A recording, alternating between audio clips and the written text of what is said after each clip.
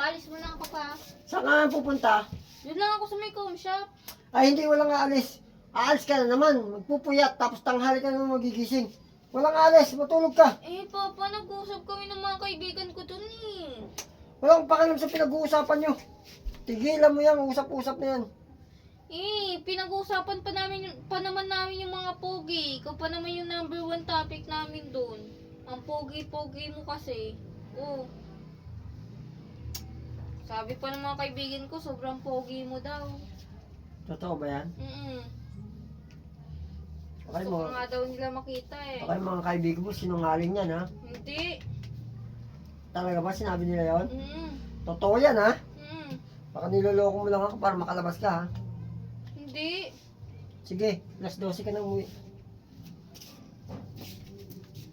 Kunyari aksidente, oh shit, natapon, punasan natin. Pero imbis na matuyo, lalo lang kumalat, di ba? Kasi fuck this shit, man. Ito talaga binebenta ko. Mighty Thirst, mas uhaw pa sa ex mong tigang. Hindi ka tanetext nun dahil namimiss ka niya. Libog lang yon, natiiwan ka rin nun. Opa, bakit din ka naliligo sa labas? Alam mong naulan eh, baka mabasa ka. Ito, magpayong ka, baka magkasipon ka eh.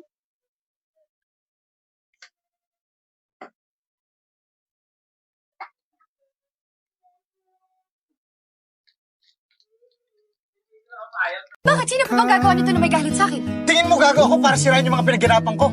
Malay ko ba?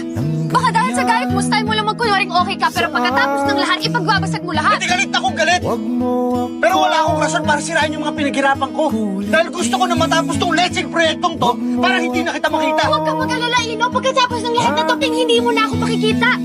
Malaya na kayo magpakasaya ni Roxanne. At malaya na rin kayo magpakasaya ni Kuya. Hindi kami ng kuya mo.